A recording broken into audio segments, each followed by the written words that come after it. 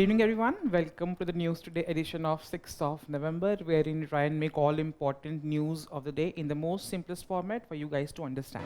So let's look at the important topics which we're going to cover today. First is India has successfully demonstrated India's first extensive quantum key distribution network, followed by India has also developed first indigenous CAR T cell therapy, which is very effective for cancer treatment, followed by Ministry of Electronics and Information Technology has unveiled India AI governance guidelines. United Nations has raised concerns regarding the application of neurotechnology. PRS has released a research which shows state finances 2025 report. And lastly, G20 has released a report on global inequality. We're also going to see a few quick updates for the day.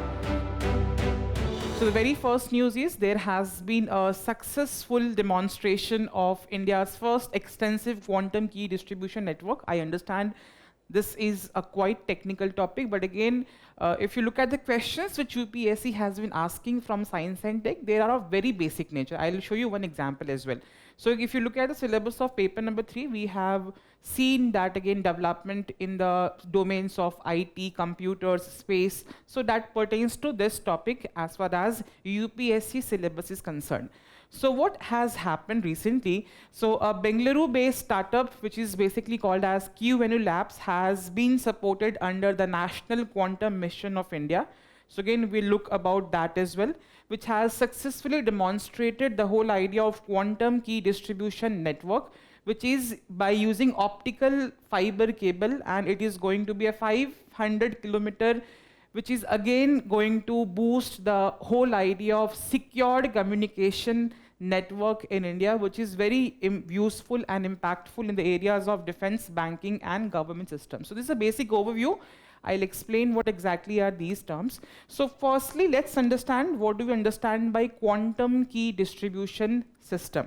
Before this, it is very important to understand what is the idea of quantum mechanics. We must have read that quantum mechanics is a study of very tiniest particles, for example, the idea of photons, so which are basically light particles. And again, these photons have different kind of properties. For example, a photon can exhibit or can exist in two states. They can be existing both as a particle or as a wave.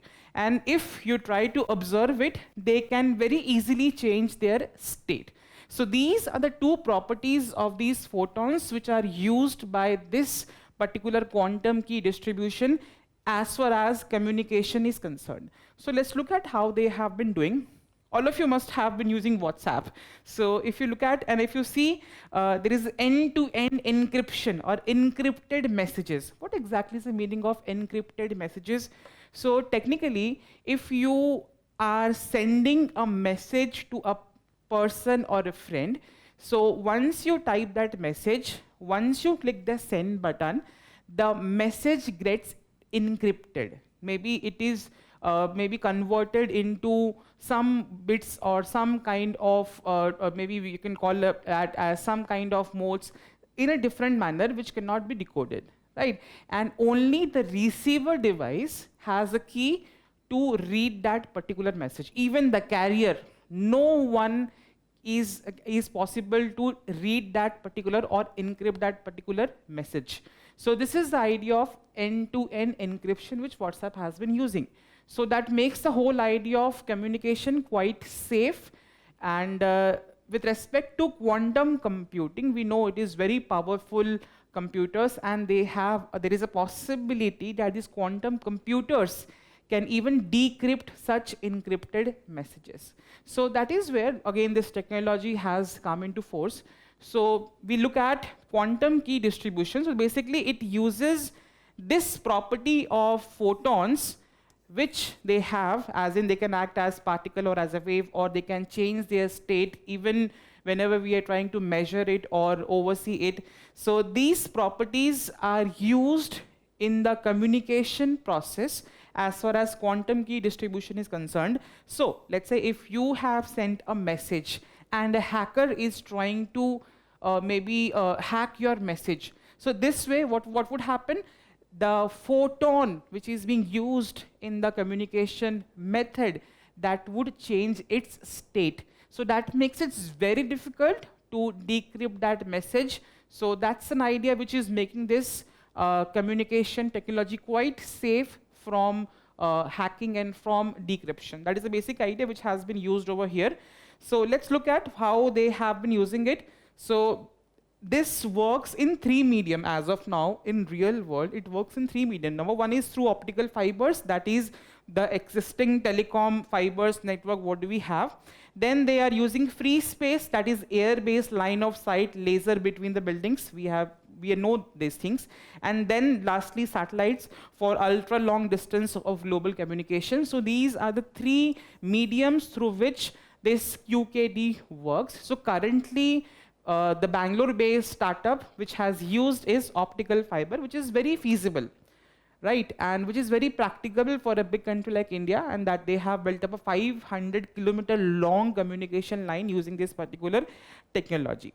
Then, with respect to why it is big deal for India, because we see that again, and again, many a times we have came across this idea that with the development of quantum computers, it is not going to be safe as far as the communication networks and channels are concerned. Even in the traditional encryption method, what we are using, they can be very easily decrypted by the use of quantum computers. That makes this communication network quite unsafe in the process. So with this coming into picture, with this kind of technology, it is going to make the encryption a quantum proof that even if a super powerful computer cannot hack it. And this is a very big breakthrough technology which is developed by India, which could be used for communication across defense and military communication, which are very sensitive, which are very much having a very strategic importance. Then with respect to government data exchange, we are going to use in banking and financial services, as well as healthcare and telecom networks. All of these are very sensitive sectors. So that is where this is a very innovative and very a good, let's say, development of India as far as this communication proof, which is going to be proof of quantum computers, is going to be helpful for India. Then we have the role of National Quantum Mission. As I discussed, this development has been done under the National Quantum Mission of India. So basically, this mission was launched to develop quantum computers, communication, and sensing materials. Basic facts here, again, you're going to see that again, what exactly are the components of National Quantum Mission. So this QKD demonstration was funded under the iHub Quantum Technology Foundation, which is a part of National Mission of Interdisciplinary Cyber Physical Systems. Basic facts, and it is supporting the startups just like the Bengaluru one, which is going development in the ideas of quantum communication. Then, with respect to other 2 things, so again, 2 other quantum innovations have been recently announced by our Honorable Prime Minister. One is the QSIP, Quantum Random Number Generator System. So basically, as I discussed, quantum, they are generating random, what we call as quantum security. It is India's first quantum security chip. So again, it creates or generates random numbers which are using quantum processes, which is very difficult to decrypt. So these random numbers are used for encryption systems to create unpredictable cryptographic keys, so which is making very difficult for a hacker, in fact impossible for a hacker to hack a communication network like this. So then it is ensuring, of course, defense against cyber and quantum attacks. We have also what we call as 25 qubit quantum processing units. So again, qubit as a term was in a question of prelims examination. I'll show you that as well. So basically, this is developed by India startup QPI AI. So it is India's first quantum computing chip with 25 superconducting qubits. That is, qubits are basically called as quantum bits. So they are also launched by QPI Indus, which is India's full stack quantum computer integrating. So basic 2 programs, you're going to see basic details, nothing much to discuss over here, and not to, in fact, for you to read. I'll show you how questions are asked in examination. It's very simple in nature. So again, this question was asked in prelims examination: which of the following is the context in which the term qubit is mentioned? So we have seen qubit is used for where? Cloud services, quantum computing, visible light communication technologies, or wireless communication technologies. Of course, quantum computing. So this is how prelims based questions are asked from science and tech topics. Clear? Moving on to the next topic. So again, India has again done a commendable job in the front of cancer treatment. So we have indigenously developed India's first CAR T cell therapy, that is next CAR 19. We are going to see what exactly is, how exactly it functions. So again, a part of GS paper number 3, that is health biotechnology. So let's look at how exactly this functions. So India has developed its own version of super advanced cancer treatment called as NextCar 19. Clear?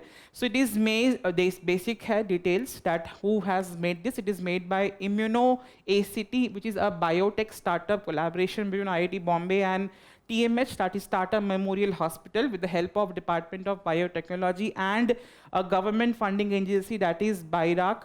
Then in 2003, it got approval from Central Drug Standards Control Organization, which is meaning it can be used, this therapy can be used to treat patients who are suffering from cancer. Clear? Again, a specific kind of cancer, but again, let's see how exactly it functions.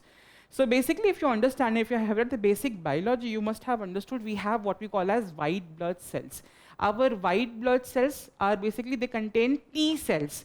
So T cells are the ones who are working as our soldiers in the body. So they are the ones who are fighting, who are our immune system, who are fighting against any kind of external threat which is entering into our body. Clear? So what this therapy is doing, doctors are taking out these T cells from a healthy human blood, right? So these T cells are taken out from the blood, and these T cells are genetically engineered with a protein called as chimeric antigen receptor. So again, it is how enhancing the soldier. So maybe we are soldiers, so now we are giving artificially, what we are doing is, with this therapy, we are giving more powers to the soldiers, right? So with these more powers, now the genetically engineered T cells are now again reintroduced in the body. So now the T cells which are entering into the body by this particular protein,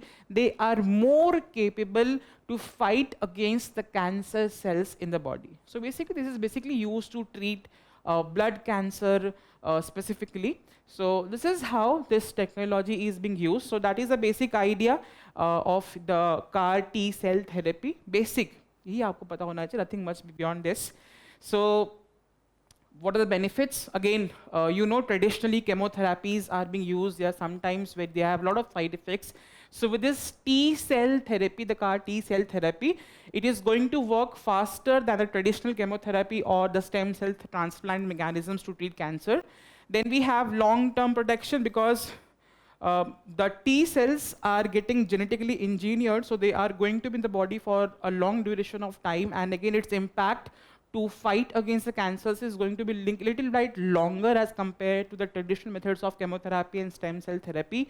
And lastly, of course, it is going to be making the cost of treatment of cancer maybe approximately 10 times less. If you understand, until now, this CAR T therapy costed somewhere around, I'm assuming, 4-5 crores if you, and again, not even done in India. So with this, it is going to be quite cheaper, quite affordable with respect to treatment of cancer.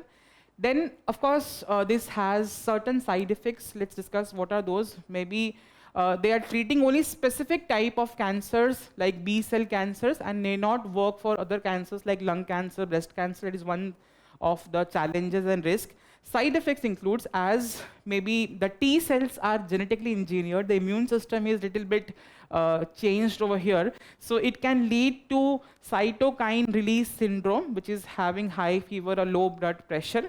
Then it is also going to cause what we call as neurotoxicity, because some external protein is injected, genetically engineered, and it is inserted in the body. So it is, in some cases, it may affect the brain or nervous system.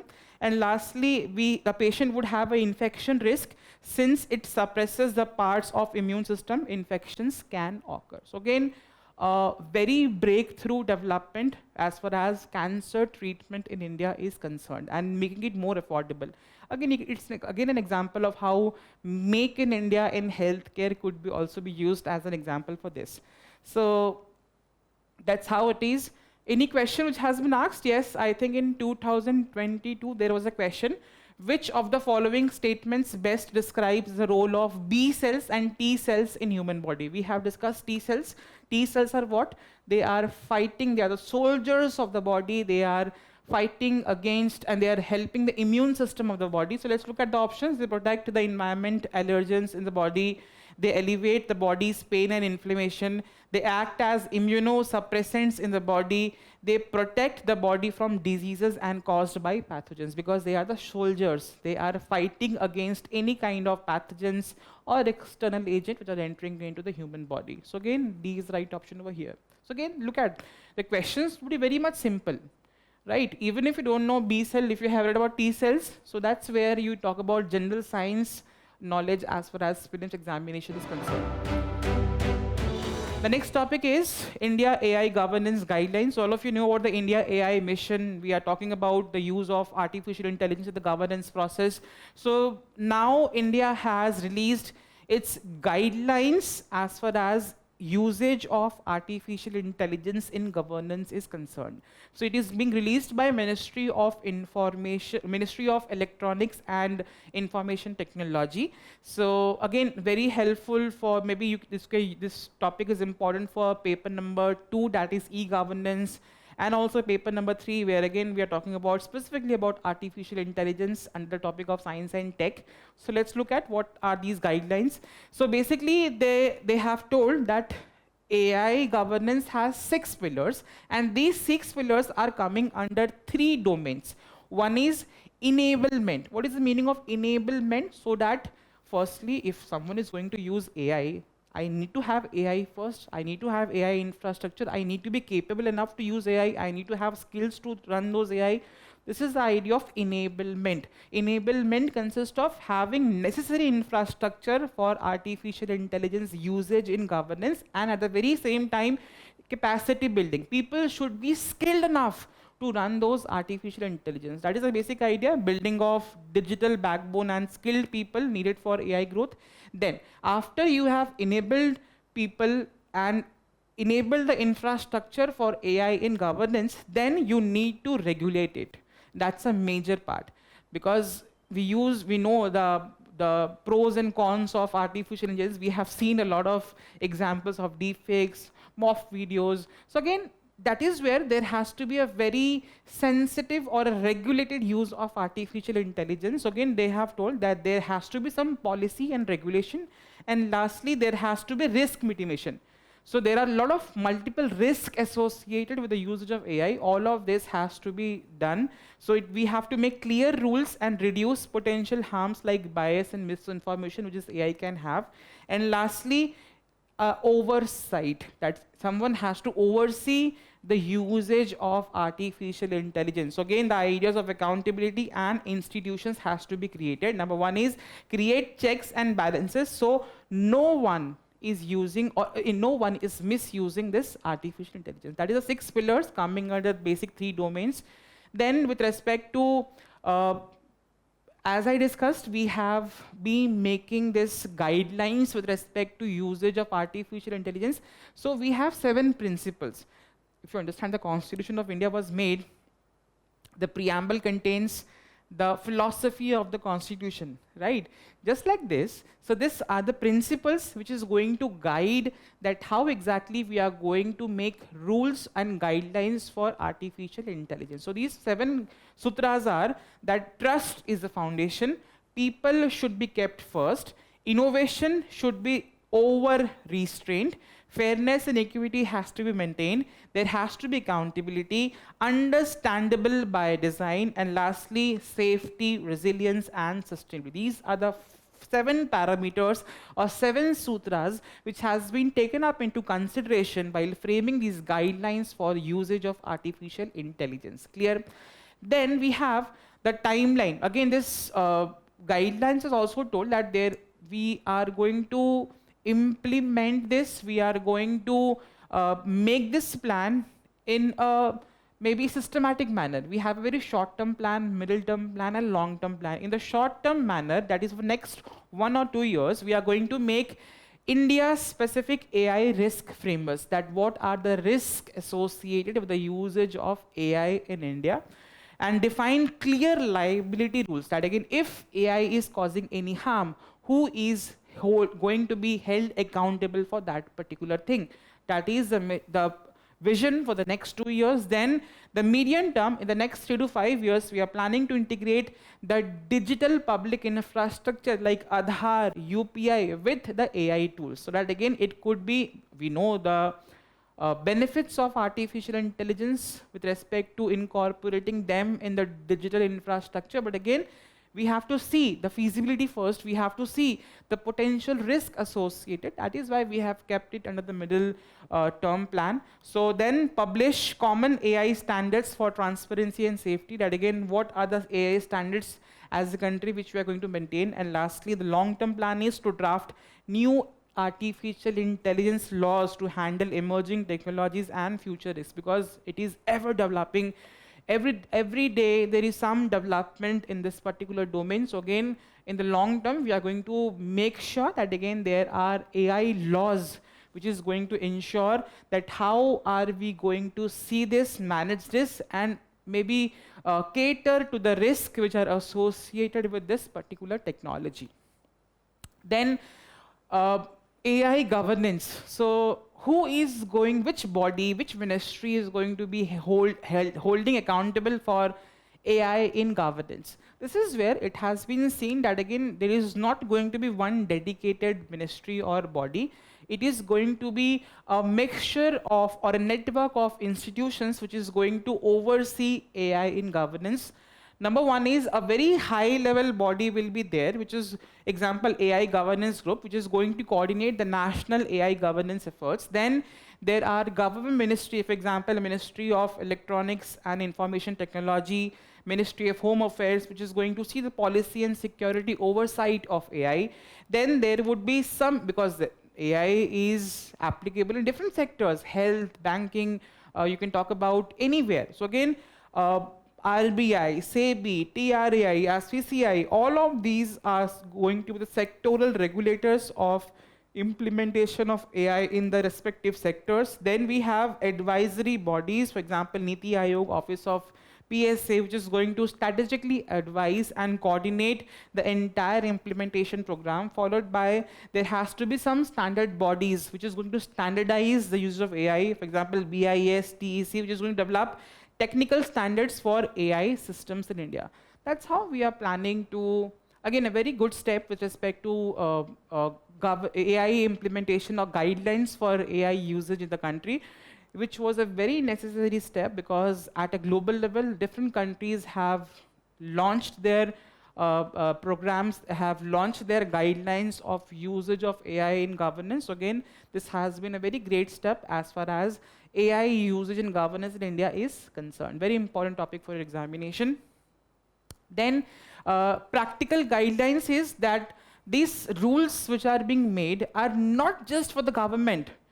They are for the companies who are going to use AI as well as for the regulators. For the companies, they have told that all companies which are using AI need to have a complaint redressal mechanism so that people can report any AI which is harming them or any usage of AI which is potentially harming them. Then we have all companies need to ensure AI transparency, that again users, that again a lot of times, many times we are seeing that again how you're using something and again you're using AI and you do not know it. So the idea is ki if the users are using AI, they have to be made aware. Yes, you are using artificial intelligence. So again, users should know when they are interacting with AI and conduct AI impact assessment for before any large scale deployment. Maybe if you talk about, you are reading in news these days that again how there are many layoffs being done by big companies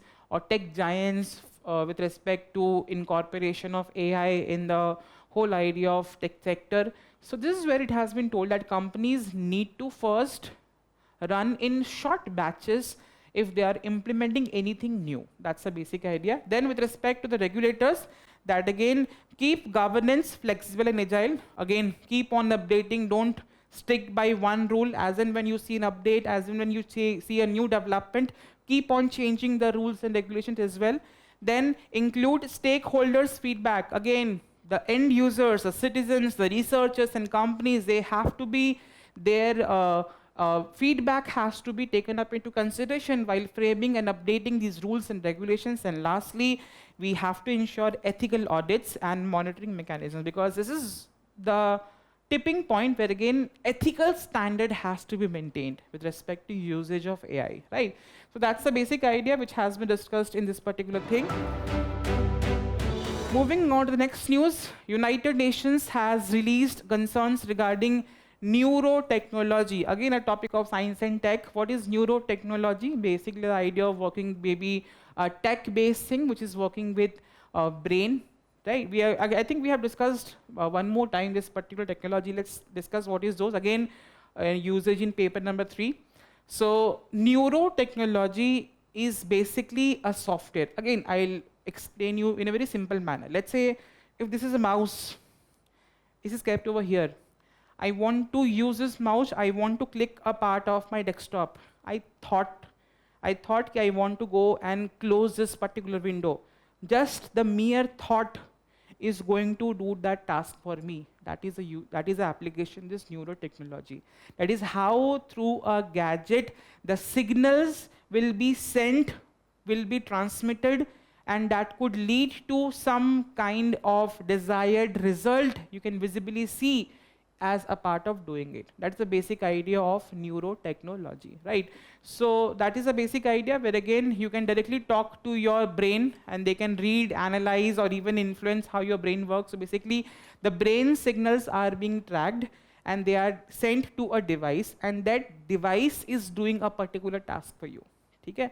That's a basic idea of this. So basically an example of brain-computer interface, that is something which we have discussed many times. So again, a system that lets your brain send commands to a computer, like moving a cursor just by thinking. Imagine if this could happen. And again, in many sci-fi movies, I think this has been showcased as a part of story. And what are the potential challenges which are associated with this particular thing, right? I think in one of the web series, I think Black Mirror, there was one episode which has showcased this technology, right? So then it is also like a connecting human brain to a machine and combining neuroscience, the study of brain, with technology and artificial intelligence. So recently, United Nations has raised a concern that this kind of technology is again what they are raising alarms with respect to threatening the fundamental human rights, that is right to mental privacy. So that is a basic idea. Let's see what are the, and why they have told how they are impacting mental privacy and personal identity. Number one is, they have told that it is going to impact the mental integrity. So imagine that a device is connected to your brain. Don't you think that device would be capable enough to change how you think, right? So that is where it is that imagine certain headsets that can read your feelings and can change them.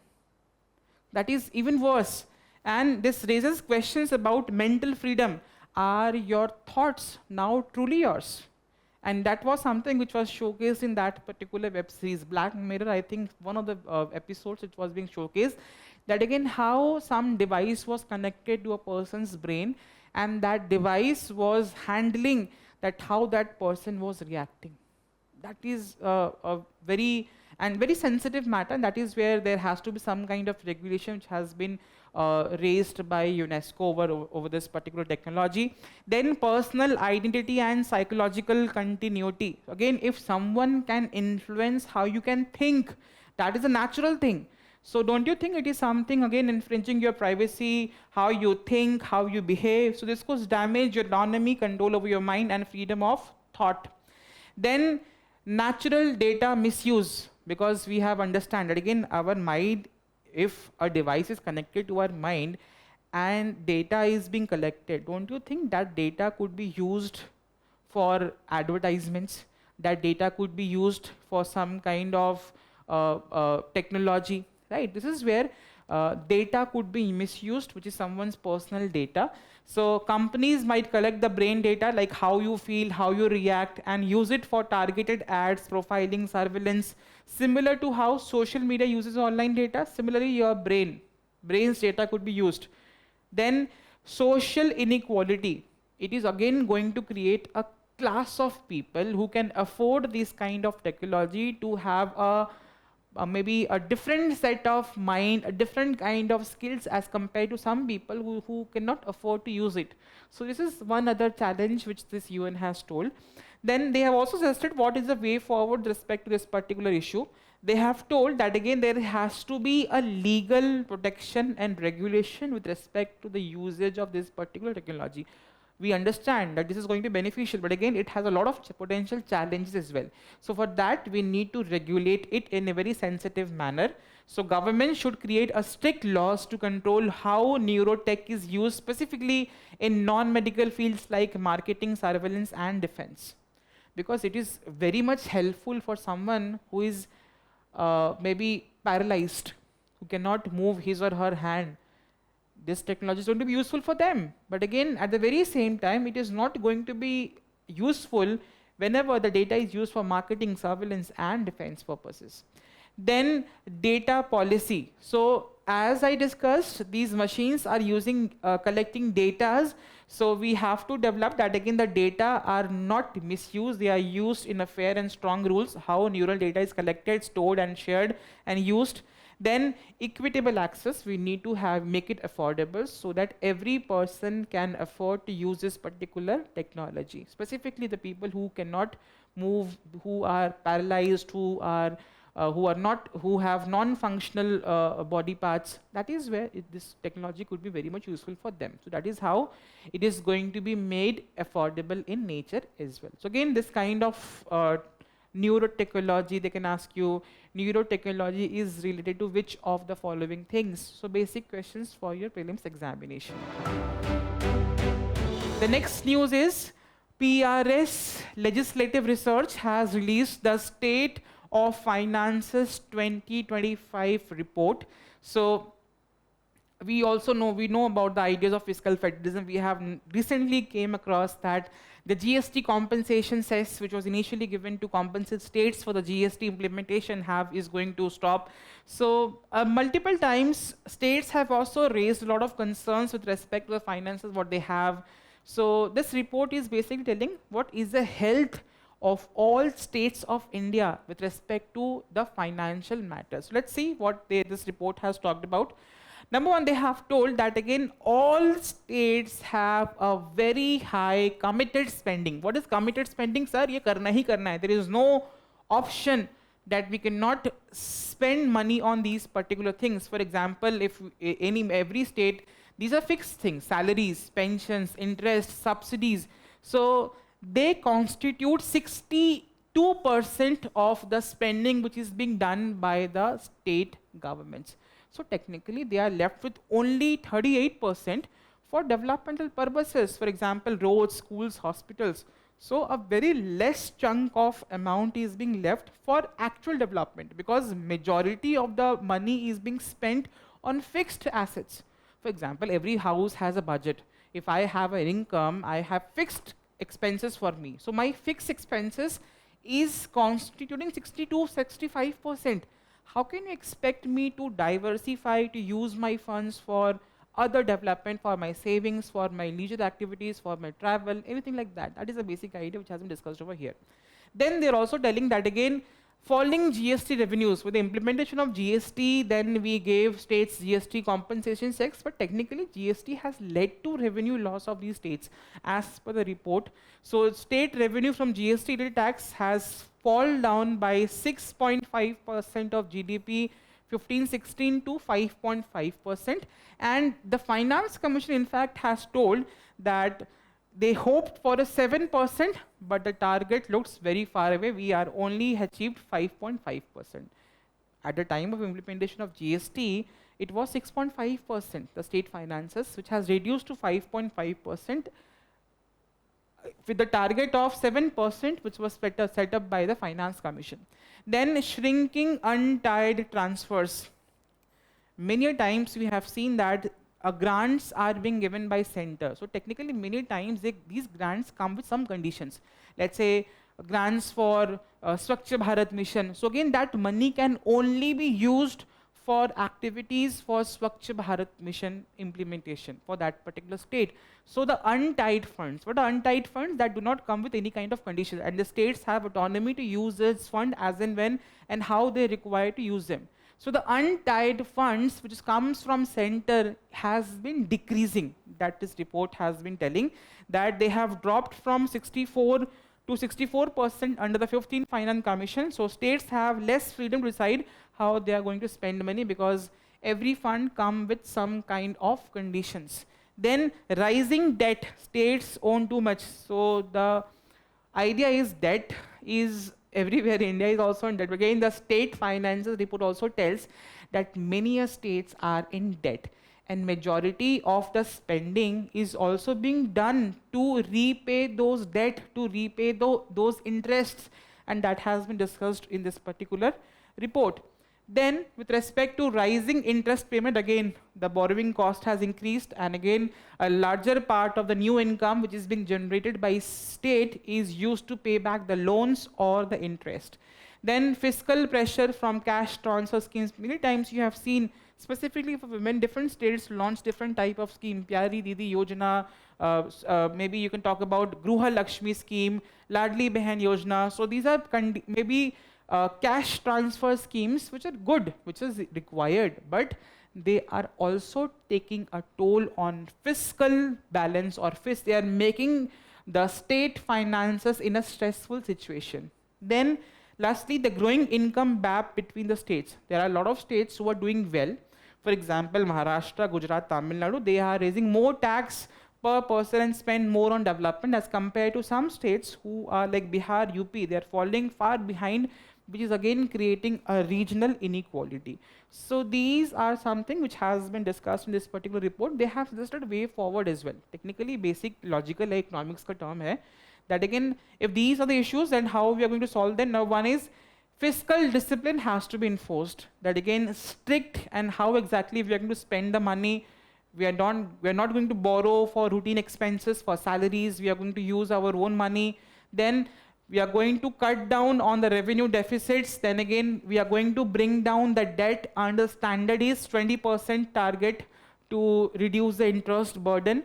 Then the boosting of revenue generation has to be in a strategic manner by simplifying GST slabs, increasing non-tax revenue via user charges for public services, mining royalties, asset monetization, better property tax and excise collection. This is the certain areas through which non-tax revenue money can be generated, and spending has to be done in a very wise manner.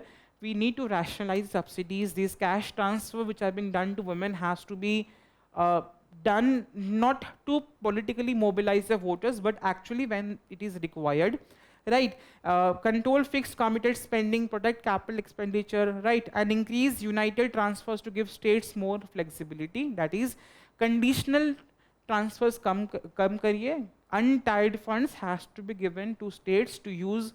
The states should have an autonomy to use them as and when they need it and they require it, right? The next topic is G20 report again has been released, and it is showing about the idea of global inequality, not in India, at a global level. There is huge inequality which this report has highlighted. So global inequality report is released by which body?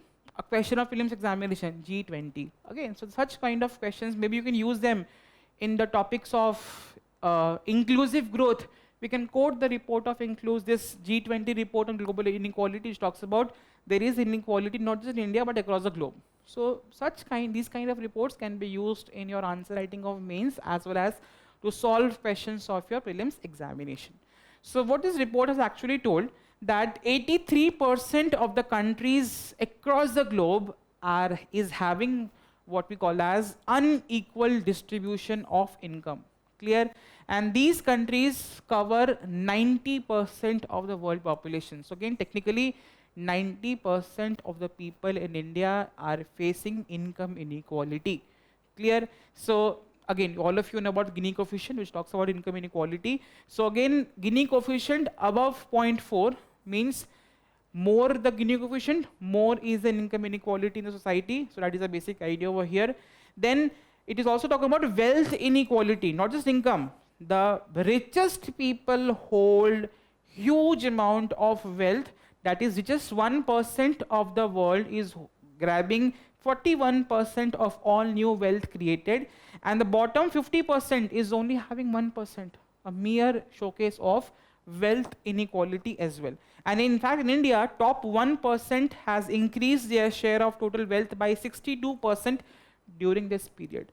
This has been the report. Then also it tells that what are the reasons that why this inequality is on rise, wherein we talk about the ideas of inclusive growth, equitable growth. Then why do we still see income inequality in the country and in the globe, maybe in the world? Number one is this new neoliberal policies. Many times governments are reduced rules on companies and they are making taxes less progressive in nature. What is progressive taxation? As in when your income increases, you're going to pay more. So this is somewhere government is not doing, right? And the labor protections has weakened, making jobs less secured and wages which are less fair. So this is one reason of income inequality. Then monopoly, if you understand, and maybe in fact, you must be knowing this, major companies dominate majority of things. So there is a sense of monopoly in the market. So with this, of course, a lot of tech giants, a lot of mega corporations are owning a bigger chunk of the thing, and some small companies do not have any share. That is leading to profit is squeezed by this owners of these big companies who have create a monopoly in the market. Then the globalization and technology, maybe with globalization, what we have seen, interconnectedness of economies, right? So factories and money can move across the globe, but again, there is less feasibility of movement of workers. So the low skill, maybe machines and AI is replacing the low skill jobs, reducing workers' bargaining power, which is again leading to inequality.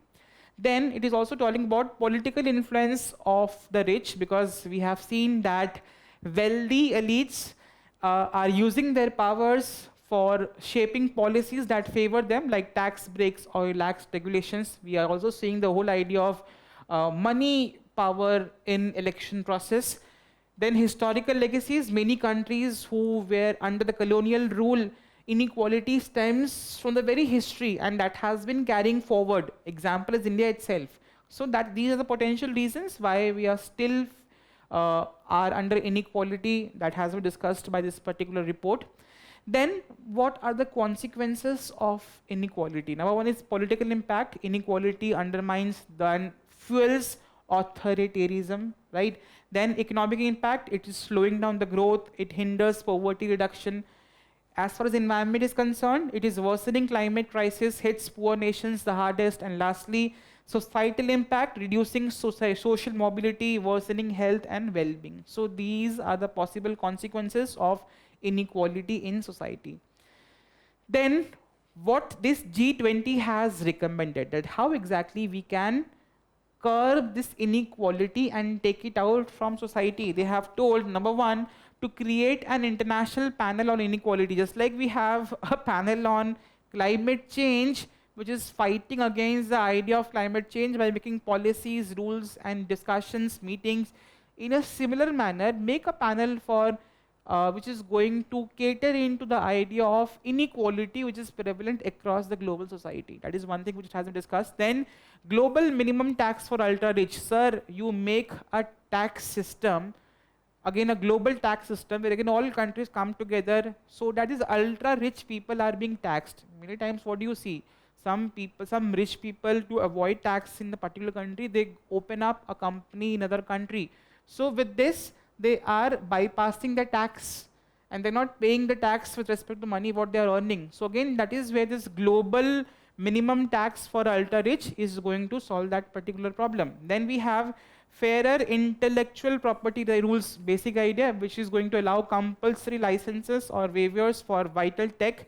so that poor countries are not felt behind with respect to the development and the usage of new technologies. And lastly, universal access to essential services. For example, everyone should have an access to affordable health, education, and social security, regardless of their income. With these suggestions, we can reduce inequality from the society. Right, it's a very important topic. You can use this content in your answers of paper number 2 and 3 with an idea of governance, in the ideas of inclusive growth, in the ideas of equitable development. All of those could be used over here. Moving on to the quick updates for the day.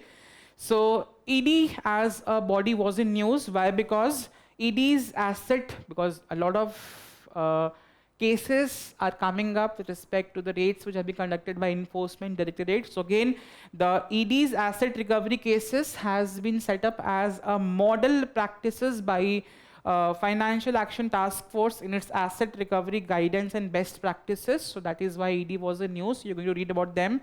So ED headquartered in New Delhi, established 1956, coming under Department of Revenue, Ministry of Finance. Its mandate is for multidisciplinary agency for money laundering and foreign exchange violations. It has basic 3 laws: Prevention of Money Laundering Act, FEMA Act, FEOA Act, which is Fugitive Economic Offenders. Then powers conduct, they have power to conduct search and seizure. They can summon, arrest and prosecute offenders. They can attach and confiscate proceeds of a crime. So basic details, very important for your prelims examination. Questions would be around these basic facts in the question paper. The next topic is water convention. So many times some countries sign a convention and that convention comes up in news and that becomes important for your prelims examination. So recently Bangladesh is one of the first South Asian countries who has signed this water convention with respect to the usage of transnational rivers. So that is a basic idea. So this convention was adopted in the year 1992 in Helsinki, and it came into force in 1996. So basically it is a legally binding framework for sustainable management of shared transboundary water resources. Its provisions includes how to prevent, control, reduce transboundary water impacts, reasonable, equitable and sustainable use of shared waters, and it mandates cooperation via agreements and joint bodies among riparian states. So again, the whole idea of this water convention, where was it adopted, signed, is it legally binding, not legally binding, whether India is a party to this or not. So that kind of questions could be asked in examination. The next topic is the Baku to Belem roadmap of 1.3 trillion report. So again, you all know about that. Again, we are fighting climate change. And for fighting climate change, we need money, we need finance. So in this particular report, this has been telling that how exactly we are going to raise money to fight the idea of climate change. That is something which is going to be discussed before this COP30, which is going to happen in Brazil, which is calling for collection of 1.3 trillion by the year 2035 to fight climate change. That is the idea of climate finance. Objective is to ensure enhanced and predictable climate finance from developed nations. So 5R action plan has been done. You're going to read about them: replenish, rebalance, rechannel, revamp, and reshape. So basic facts, you're going to use it by yourself. Then we have the Goga Beel Lake of Bihar. So many times whenever important lake, some lake coming under Ramsar Convention comes into picture, that makes that topic, that makes that place in news very important for examination. So recently Goga Beel Lake in Bihar has been categorized or has been protected under the Ramsar site, which has become the 94th wetland of international importance. So basic details, it is an oxbow wetland. It is located in Katihar district of Bihar, and it is coming under rivers of Mahananda, Kankhar in the north and Ganga in the southeast. And the status it is Bihar's first community reserve, and it contains important habitat for resident and migratory birds. So again, there are other two recent in addition to Ramsar sites from Bihar. That it is Gokul Jalshay, which is there in Buxar, and Udaipur Jheel, that is the 93rd, which is there in the West Champaran region. People might get confused. Udaipur Jheel, but it's in Bihar. Then we have Doha Declaration, Second World Summit for Social Development. Again, questions again from prelims examination. Doha Declaration was in news. It is related to which thing? So that kind of questions. So again, Doha Declaration is basically a declaration for social development. The first summit was held in Copenhagen in 1995, and it is conducted under the United Nations General Assembly Basic Facts. So the declaration basically talks about three things which are interconnected priorities, that is poverty eradication, decent work for all, and social inclusion. So that is the basic idea, and under this summit they have talked about for universal gender responsive social protection and equitable access to health and education services. The next topic is satellite based internet. All of we know about that Starlink, the Elon Musk company. It has signed a memorandum of understanding with Maharashtra government for providing internet services in certain remote areas. That is the basic news over here. So satellite internet किस तरीके से use होता है? It is basically a wireless broadband delivered via communication satellites orbiting the Earth. And the difference is that it works without ground-based cables, unlike fiber or DSL. It is basically using satellite communication. So under the dish, data is being sent to a satellite, satellite to ground station to global internet, and this is how it works. Clear? And the lower Earth orbit satellites, that is Starlink, which is giving faster speed and lower latency with respect to the users of internet. And again, it is going to bridge the digital divide in India, specifically in rural and remote areas. Next is tidal disruption event, again a geographical event which you're going to see. Maybe they can ask in prelims, tidal disruption event, it leads to what? So whenever a star is hitting a black hole, there is a huge blast happening, and it is leading a trail of, that explosion creates a light kind of thing that is called as tidal disruption event. So a very biggest tidal disruption event has been observed by astronomers and from this area. So it occurs when a star gets too close to a supermassive black hole and it's torn apart by gravity, releasing massive radiation. That is the basic idea. It produces bright flares of energy visible across vast distances, and it is significant. It is significant in understanding the black hole behavior and their impact on surrounding galaxies.